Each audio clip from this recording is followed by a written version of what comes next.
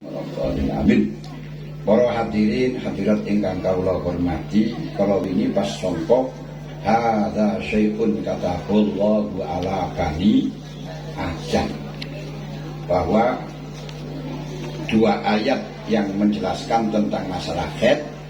Satu, yas'alunaka 'anil mahid qul huwa adza fatazil nisaa bil mahid wala taqrabuhunna hatta yatahurna fa idza tatahharna fatuhunna min haitsu amarakumullah.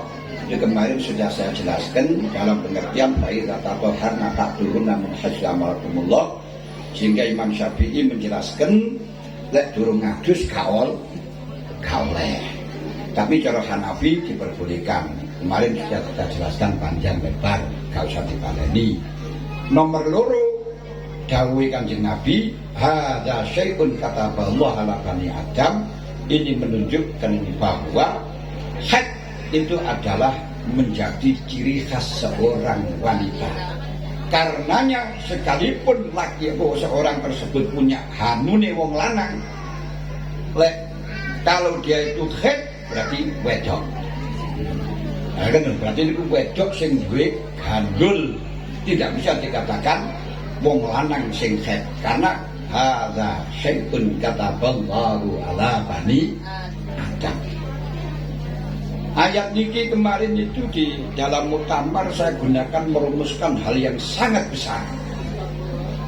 Nopo? Nah, niku kasus internasional di mana saat ini lagi di internet niku ada seorang yang bersifat wanita, wis kaya-kayane wanita tapi duwe gandul.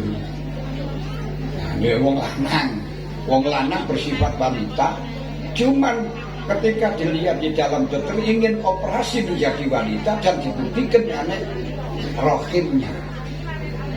Anak rohimnya ini diarani wong lanang duwe rohim, apa orang perempuan punya gandul.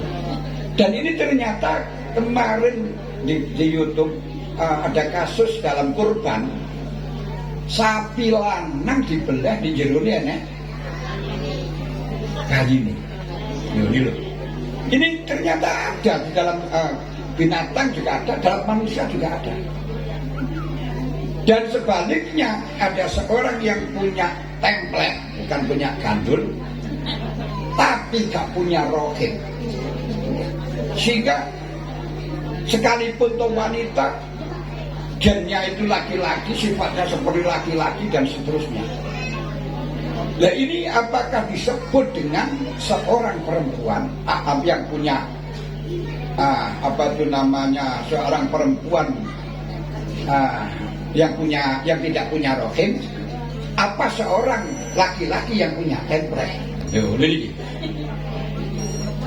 Hanya dengan jauh niki kemarin hadza syai'un kataballahu ala bani Adam, makanya saya luruskan yang menentukan jenis kelamin itu bukan gandulnya dan bukan template-nya, tapi yang menentukan jenis kelamin adalah rahimnya, yang di situ menjadi tempatnya anak, yang tentunya menjadi tempatnya darah haid. Dalile apa? Hadza syai'un kataballahu ala bani Adam. Bener. Mulane jawab masalah ini kadang rumit-rumit. Kita kan pun biasa lah, dalilnya sederhana, nggak begitu stres. Mau diuji tangan itu jadi nggak biasa ya angel. Makanya pernah terjadi waktu Amerika, ada seorang dua putri, dua perempuan melahirkan anak, yang satu laki-laki, yang satu wanita. Ada di rumah sakit. Lalu perawatnya itu lupa, belum ditandai mana yang anaknya si A, mana si anaknya si B.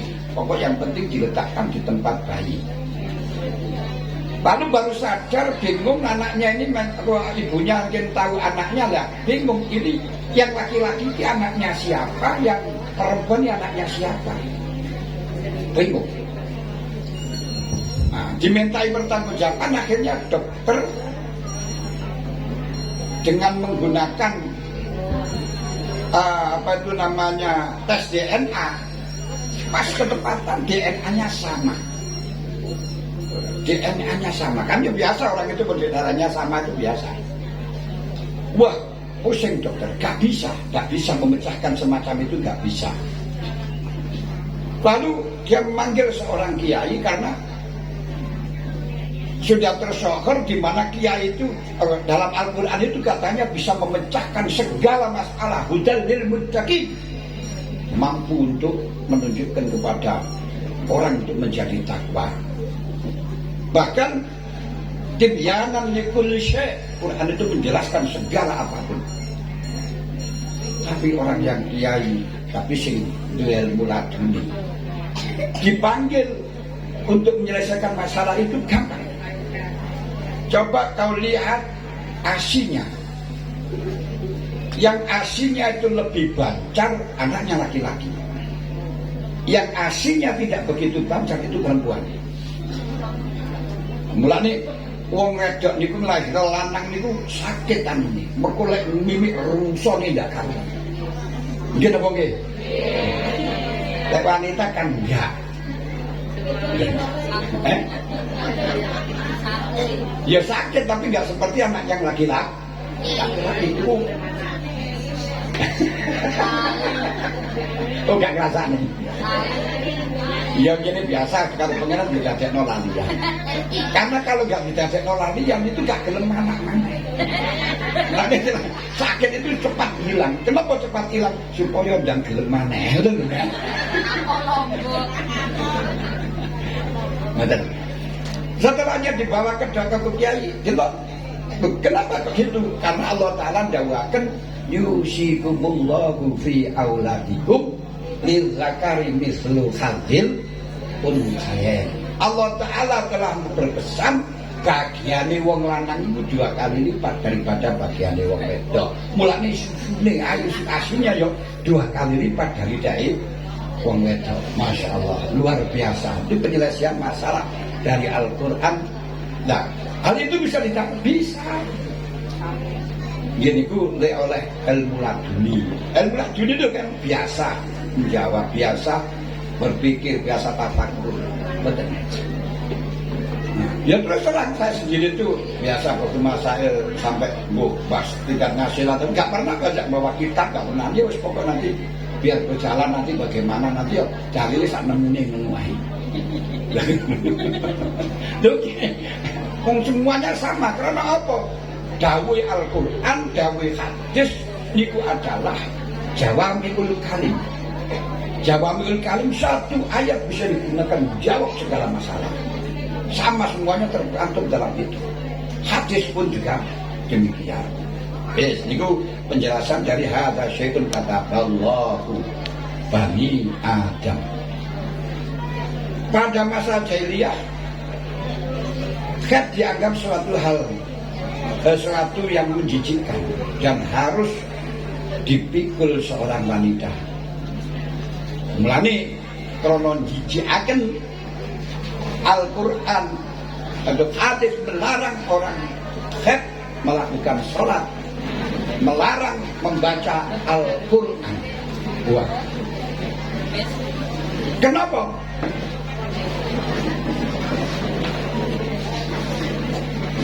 Udanan. Ya wis barokah waladi anzala minas sama ima ammuka ma'am barokah. Nah, itu mang kota kok dingin, ini kok dingin.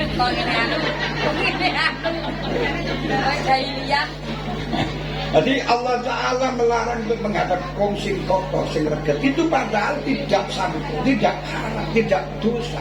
Tapi kalau reget, tidak boleh menghadap kepada Allah. Seperti orang junub itu pun juga tidak reget. Wong junub itu karena perbuatannya yang tidak berdosa, tapi gak oleh mlebu nang masjid Gusti Allah. Nang tempat sujud tak gak oleh.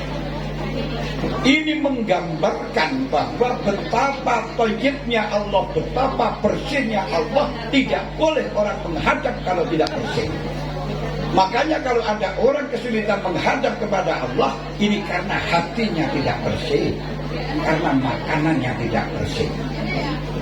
Saking niku krono butuhkan bersih, sampai masjid yang menjadi tempat sholat Leksan Taufik ini kok dikatakan syarat diterimanya sholat ayyakuna makaluhu halalan wa malbusuhu halalan wa musalla wa makaluhu halalan. Panggonane kudu halal, pakaiane kudu halal, panganane kudu halal. Mulane masjid biyen niku ora pati apik, tapi sing salat sing ibadah tekunnya luar biasa. Ora tahu sepi. Tapi sekarang masjidnya megah, masjidnya mewah, hanya sing ibadah luraine. Azan saja harus dibayar. Lek gak dibayar ya rian. Ora enek sing utawa enek tapi sakarepe. Zuhur ya kadang jam 2 ketadan, enek sing setengah 2 ketadan. Ono sing jam 1 ya tak karepe sak isone mergo sing nang sawah kok. Ya saya kan iki pano daya tuh bingung niki azan apa to niki ngono. Mung jam 2 kok wis. Nopo penasar. Wis lho kok zuhur yang menten, ya sing nang sawah. Lho kenapa? Karena masjid itu ora pati steril. Mulane masjid itu nggak perlu bagus, tapi harus steril dari barang yang tidak halal, termasuk dari syubhat. Makanya dalam mensterilkan masjid Kanjeng Nabi dawuh, ila wajadtum man yabi man ba'a au yabta fil masjid falyakul la arbakallahu fi tijarati la arbakallahu tijarataka. Kowe lek ndelok wong dol ki nuku di masjid, ngomongno masalah dunya di masjid, dongakno muga-muga dagangane ora hati. Niku kon dongaken mergo apa masjid bukan tempatnya transaksi, bukan tempatnya urusan dunya. Apa maneh digawe rasan ras. Mulane di dalam hal ini kampanye di masjid tidak boleh. Mulane lek sampai ana wong kampanye kepengin jadi DPR, kepengin jadi masjid, yo gak muga-muga ora dadi. Mergo masjid bukan tempatnya kampanye. Ini kampanye yang apa itu namanya kan ini untuk kebenaran, untuk kewajiban. Ya kalau dulu memang gitu, kalau sekarang enggak. Masalah DPR khususnya itu untuk kebaikan enggak, tapi bukan nyambut gawe. Wong sing diincer itu sing ada dalam hatinya itu bukan nanti saya akan memprogramkan gini-gini, enggak, nanti saya bulannya dapat sekian. Makanya wani kontrak dhisik, golek menang terus lho ngoten niku. Niku. Nah, terus ila wajadtum man munsidat man yursidud dalah falyakul lahu la radallahu dalataka. Kalau ada orang mencari barang hilang di masjid, doakan semoga gak ketemu. Mergo di masjid bukan tempat penyimpanan. Lek nang masjid itu ojo nggawa barang, jika kamu sholatnya gak konsen, semuanya ditinggalkan. Kita pergi seperti hanya akan pergi ke kubur. Sampan kate nang masjid itu kaya arepe nang kuburan. Nang kuburan ini ora nggawa apa-apa belas. Sepeda motor gak boleh dibawa, bahkan mobil mewah gak boleh dibawa, yang dibawa pendosa ning kotak. Mungkin duit yo ora digawa, menus karo anak-anak wis dicicik kae waktu kene tuh. Aku bagian lho ngoten kok pisan. Lho teng ngriku. Ade mulane lek sampean salat niku belajar mati. Salat niku belajar mati. Wong mati niku ora iso opah, opah ngedeni bocah. Mulane dalam waktu sholat niku ora usah mikir wong mati niku ora usah nyambut gawe, ojo sholat karo nyambut gawe. Lha ngoten lho niku. Krono ora karo nyambut gawe di dalam masalah melakukan sholat, budal dalam sholat seperti halnya kita mati, tidak membawa apa-apa, tidak bisa gerak apa-apa, pasrah kepada Allah. Malah besok jamaah nggo klingking. Ora sapi dikeluhi. Masya Allah, orang usah kan gitu kan. Ya kaya kita nanti becak gitu. Becakan. Ini dia nih. Nah, niki artinya apa? Masjid harus steril.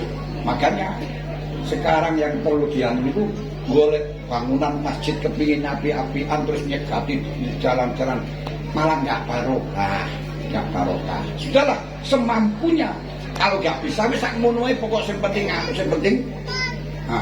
yang penting kamu bisa khusyuk. Ya cuma menunjukkan daerah itu daerah wong di betul lho nih. Lah masjidnya ora dihormati lho.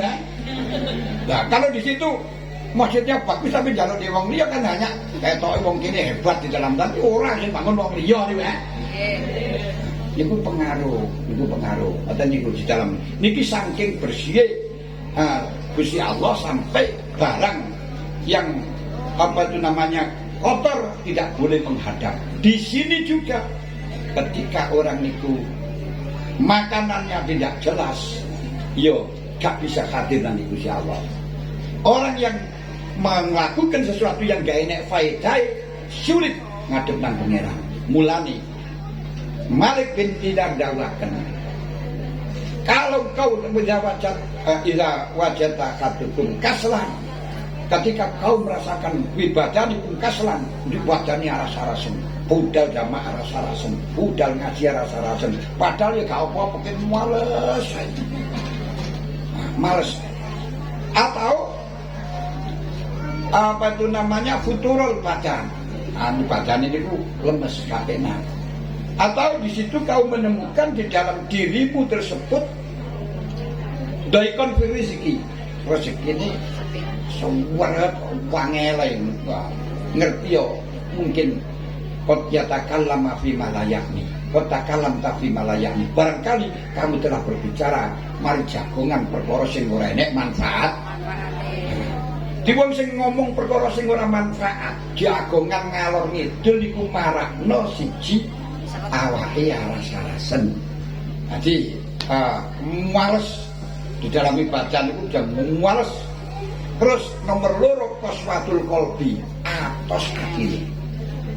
Lek gak percaya jajal waktu jagongan karo tangga, enek rasan-rasan. Karo pake diceluk nanam wongmu. Celuk mbok on mulai karo pake. Gila. Mbok mulai. Sebentar mboke dikalan napa to kan. Ngene ora oleh ngene. Panas hati atos hati. Lho niku asih. Masa delok ngene ngetan. Ya wis kanane wong aja sakongan iso ngono-ngono. Malah melok-meloke. Atos atine. Mulane ora usah ngono-ngono ngomongne perkara sing ora enek manfaat. Saestu. Tapi lek ngaji diceluk dak sergem mulai. Jadi bahayane niku akan tiga. Jadi niku siji males, nomor loro atos hati ini, nomor telu rezekine serep. Jadi penting kalau pagi ini terus jenengan kembali ke laptop. Dan niku dari kalau terangkan oleh masalah haram niku jelas niku dari hadis Kanjeng Nabi.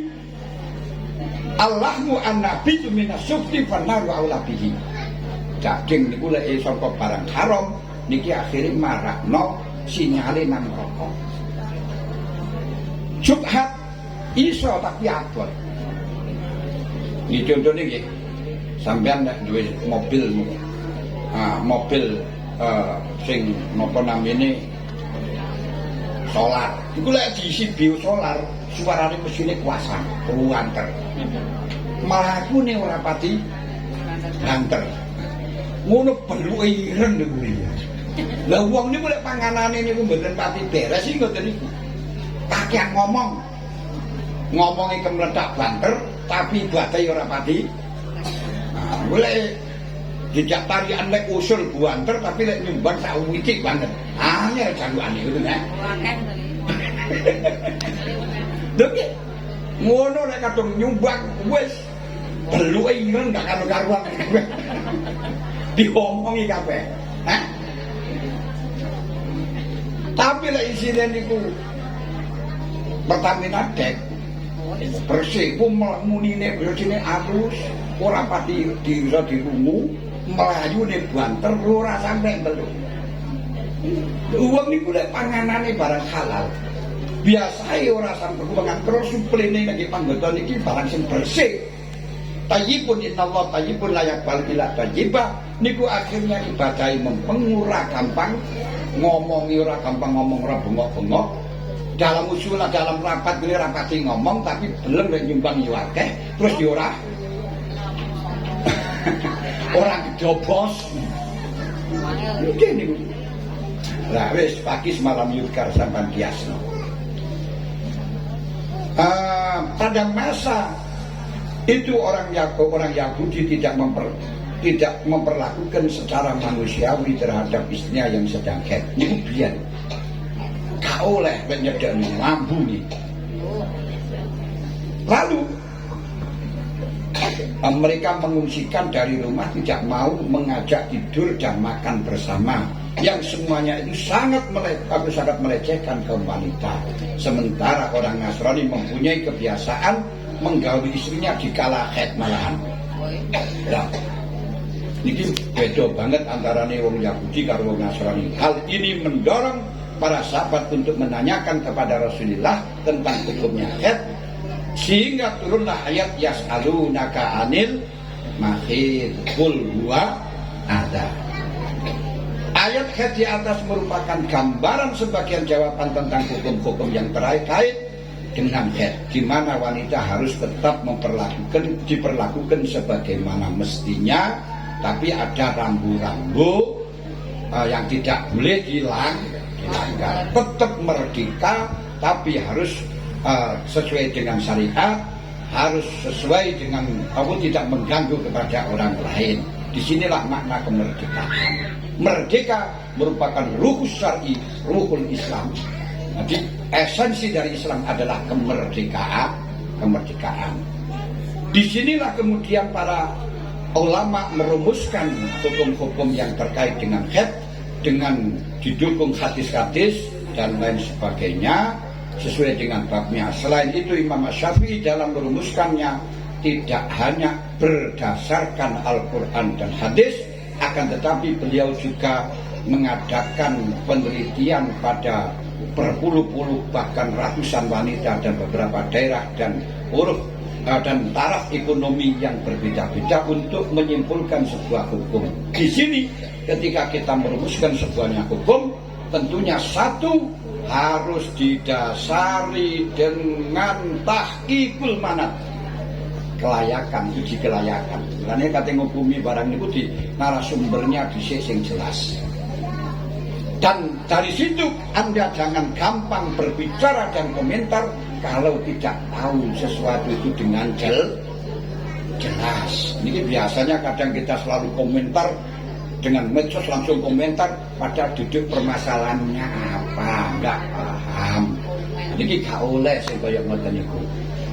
Ya ayyuhalladzina amanu istanibu katsiran minadh dzann inna ba'dadz dzanni ismun. Pengertian haid atau biasa disebut dengan menstruasi secara harfiah, secara bahasa mempunyai arti mengalir. Mulane semua perkara sing ngalir itu diarani haid. Jadinya ngalir jadinya haid. Kalinya ngalir kali haid. Dan mulutnya ngalir maksudnya jelere ngalir mulutnya haid. Tapi dengan cara-cara adalah darah yang keluar melalui alat kelamin wanita yang sudah mencapai usia minimal 9 tahun atau kurangnya tidak sampai 16 hari ngoten mawon, dan keluar secara alami. Secara alami, yakni tabiat merupakan kebiasaan dan itu merupakan darah kotor. Loh, kenapa kok malih kono wanita no darah kotor dan sebagainya? Karena manusia itu mesin gunakan untuk memproduksi anak dan lain sebagainya, itu perlu ada darah, tapi yang kotor-kotor itu dibuang dan sebenarnya steril. Lawan laki-laki gak dipakai kok. Makanya gak ada darah kotor, gak ada apa, sebab apa gak dipakai. Ya gilingan kalau dipakai ya harus ada imbasnya, harus ada ambasnya. Dan itu kalau tidak dikeluarkan mengakibatkan sakit. Karenanya yang bagus orang itu sudahlah sampai orang usah melok kabeh. Asli gak sehat. Ora-orane ngono ketoke jempom mlumpuk nyempluk wireng. Kenapa? Efek dari KB. Karena apa? Udara yang semestinya keluar kok gak boleh. Udara kotor itu. Ganggu ini pengalaman nih. Mungkin tidak usah. Nah, biar alami waktu head biar normal. Dan rata-rata yang KB headnya gak normal. Mungkin mesti gak normal. Ya masalah yang pasan yang keluar terus marah disumpet. Niku kalau sampai gak kuat sumpetnya brojol. Lek gak brojol di kono ya muntuk-muntuk bisa ngerempes ngerembes titik-titik. Lah orang ya ngoten akhire jadinya pon itu kulite ireng. Oh. Kurang glowing. Lho iki saya pun. Mulane sing normal mawon itu karena sudah waktunya keluar ya waktunya keluar. Pastinya nanti kalau sudah apa tuh monopus sudah gak produk anak lagi gak ket menanggung. Nah ini wis gak produk gak ket. Ini biasanya 55 biasanya. 55 60 nih mulai. Tapi lek dokter. Lalu selama di sini masih produksi, jangan usah khawatir ini gak kuat ngeden barang ini kok ora. Nah dokter kan yang 40 gak oleh, kenapa gak oleh seger-segere kok. Karena itu masih selama di situ masih ada darah kotor, masih ada darah yang keluar. Ini berarti masih sehat di dalam produksinya. Nah, kalau cuma khawatir, lah jangan khawatir. Wong biyen iku anak isok pirang-pirang ya bangga kupat kok sen gini. Biyen. Kok biyen ya sama saja. Malah gak ada bidan, gak ada dokter ngono kae. Saya itu berapa keluarga saya saat ini saya kandung itu 14. Ora apa-apa yang sehat-sehat. Dengan demikian darah yang keluar ketika wanita belum usia 9 tahun kurang 16. Nah, saya sebelum tahu dulu berarti wong muda sebelum 9 tahun belum kuat, nanti 9 tahun baru kuat. Tapi nanti orang para nasihat walaupun fisiknya kuat namun mentalnya yang kurang kuat. Biasa lek mentale durung kuat iku dijodhokno niki gampang pedhot. Krana apa? Emosional. Nah, nuntut nang sing lanang lho, gak kuat sing lanang dituntut terus. Ini dimulai sekarang dibatasi dengan usia minimal 19 tahun. Ini mulai dewasa. Tapi belum sempurna. Itu harus ada penyesuaian. Ini biasanya kedewasaan 28. Nah, mulai dalam 19 kok ini menunggu dalam masa itu kan ya rodok dewasa gitu loh.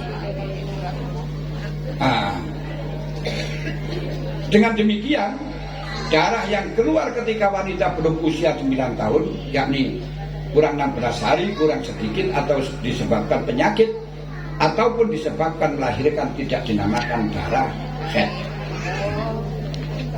Tidak disebut dengan darah haid. Jadi misalnya, belum usia 9 tahun kok wis darah, berarti ada kelainan, ada luka di dalamnya.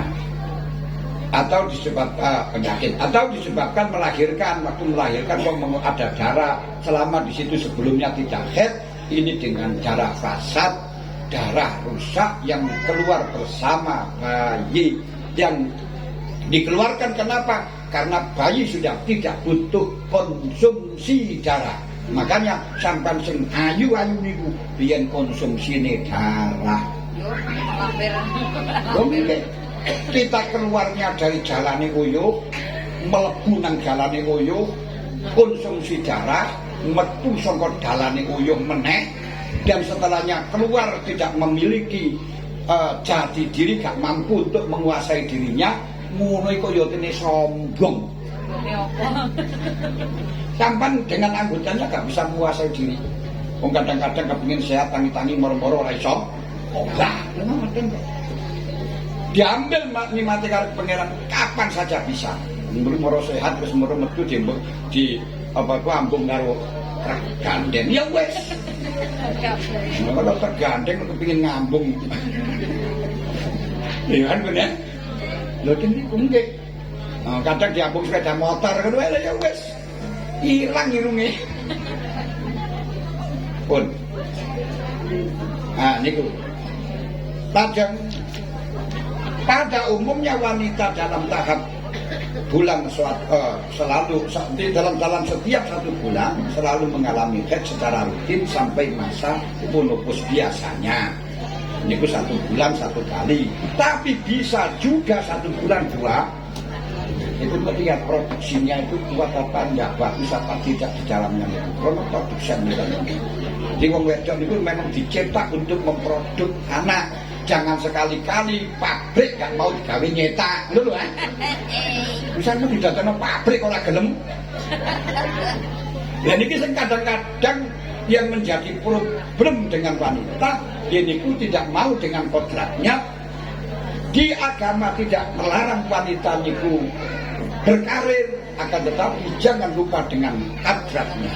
Sebab ketika berkarir akhirnya tidak ngurusi anaknya niku diurusi karo pembantu, akhirnya akhlaknya seperti akhlaknya pembantu. Jadi orang tuane ora pati ngreken, orangnya kasih sayang. Bila anak tidak ada kasih sayang dalam waktu kecil, niku karo wong tuane gak akan peduli di waktu besar. Gak peduli. Mulane kadang-kadang wong tuane niku apa namanya masalah harta, masalah kasih sayang niku mau wediti nang wong tua. Mergo apa? Ya anak gak ada kasih sayang dengan orang tua, mergo wong tuane karir gak pati diurus. Ya akhirnya dia akrabnya dengan pembantu. Niki lho sing menjadi masalah. Pun. Nah,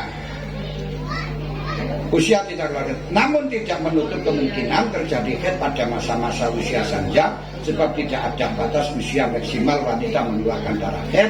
Sebagaimana Nabi Ibrahim usianya niku garwanipun 80 tahun, wis menopause, tapi akhirnya mengeluarkan darah haid dan kemudian punya anak namanya Nabi Ismail. Iku lho. Iso.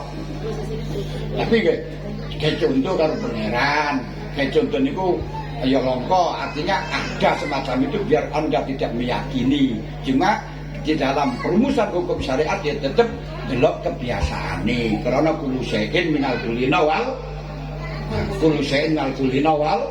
biasa, delok kebiasaan nih. Ngoten niku sing paling penting sing di dalam hukum itu sing biasa sing nadir-nadir sing longko-longko niku ora dianggap. Mulane kapan-kapan ono perintah wudu sampai kok sikut, terus ono sikut nggak nang tempate, yo kira-kira no sing biasa ya nek mergo apa longko nggak barang longko niku nggak dianggap, melok sangka kebiasaan. Melok sangka kebiasaan.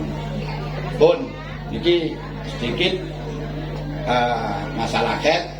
Jadi megene kalau wae saiki padha lae kok lepas waya triwulan lho rekon niku mung kan kula ndak ada triwulan ten Tulungagung lho pas wingi dikubur pri. Aku sekandut pun ta mboten napa-napa ben lah ya wis gelem rada awan titik-titik mboten mawon.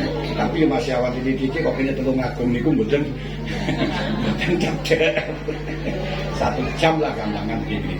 Mulane niki mawon sing saged dalem sumbangaken sementara mboten sah tekok dhisik sampeyan cateti nggih sampeyan cateti insyaallah besok mudah-mudahan tidak ada uzur kita bisa ketemu dengan gayeng kok akhir-akhir ini karena apa itu namanya dalam rangka menuju 1 abad Nahdlatul Ulama penggaweane PB niku rada wadah iki mawon mulai Selasa yo kon rapat sampai Jumat. Lek rapat niku ora sedina ngono kae. Jadi memang saulan pisan tapi diropel ya daripada seminggu pisan sediluk ya kena diropel saulan pisan sampai petang dina lek ngono. Nggih ya. Kon niku ono jenenge omah genteng sakonono apa genteng lakonono lek gelem kowe kene lek kita ya wis lakonono karek ngoten niku sami saya dengan sampeyan kabeh ya padha cuma sampeyan urusane nang kecamatan kene ya kula urusane nasional ya mari ya ngoten niku mau tadi. Pun kirang langkungipun pun agunipun sami mohon maaf atas segala kekurangan. Terima kasih atas perhatian. Wallahu muwaffiq ila aqwamit thoriq. Wassalamualaikum warahmatullahi wabarakatuh. Waalaikumsalam.